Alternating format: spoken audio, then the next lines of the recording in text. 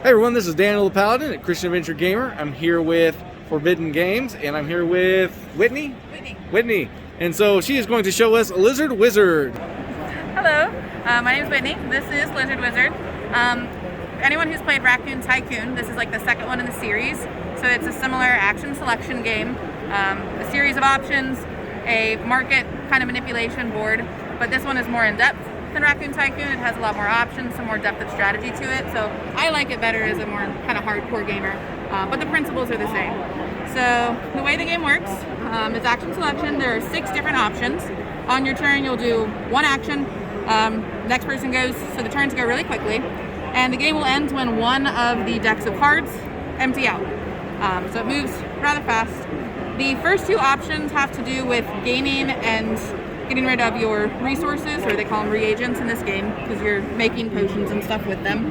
So the first option is to play one of these cards from hand, which will always have 3, and you gather 3 of the resources on the top portion there. And then you increase the value of the things at the bottom. So that's how you drive up the value of the different resources in the game. If you have Lizard Wizards, which is what you're focusing on acquiring throughout the game, they also give you an extra resource of a specific type for each one that you have. So there's a little bit of engine building, trying to get your resource engine off the ground. The second option is that you can sell back resources at the market. So if I have, let's say, 5 of these resources and they're at 7, I can sell all of one type of resource. So I'd say, okay, I'm going to sell these at 7. I get 35 mana, 5 times 7. So I'll get that from the bank, and then I will decrease this by 5 steps, because that's how many I sold. So the more you sell at once, the more you tank the market. But if you only have 1 or 2, but the price is up super high, it might be worth selling, even if it doesn't knock it down very much, to get a lot of money.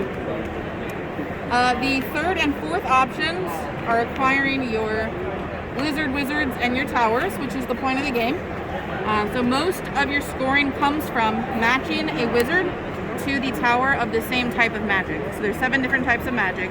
I will get the most points if I get this enchantment wizard into an enchantment tower. I'll get less points if I put one that doesn't match. But to maximize your points, you want the same types. To get the towers as an action, you just spend the resources and you get it. So that one's pretty straightforward. Towers also let you hold extra resources where you normally have a cap. Towers increase that cap. To get wizards, though, you have to have an auction to recruit them to come to you.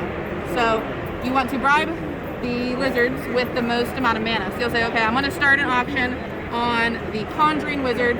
I'll start it at 5 mana. And someone else is like, oh, well, I'll give them 10 mana to come work for me instead. And you go back and forth until everyone but one person is passed. Whoever bids the most gets the wizard. The last 2 action options are acquiring spells and familiars.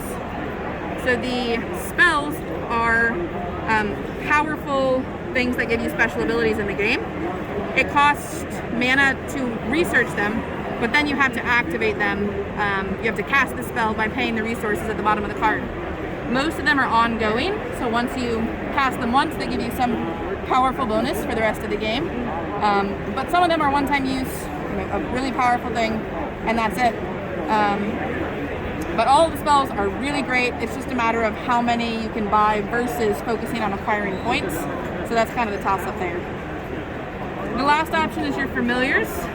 These you buy with mana, and you pick one of 4 options. They can let you wipe the spells and put out new ones and take one for free. They can let you get resources and cast as many spells as you want. They can give you victory points, which is gold, based on the colors of cards that you have out. Or they can let you enter the dungeon. And Enter the Dungeon is new to Lizard Wizard. It was not in Raccoon Tycoon. And it's a push your luck mechanic. So you go into the dungeon, and you're going to be getting treasure, which is either gold or unique treasure, and whoever has the most at the end gets points for them. You have 2 hits, so as long as I don't encounter any monsters, I'm safe to keep pulling. Once I encounter a monster, I have to decide whether to stop and take the treasure or keep going and risk busting. So if I hit another monster, I'm out.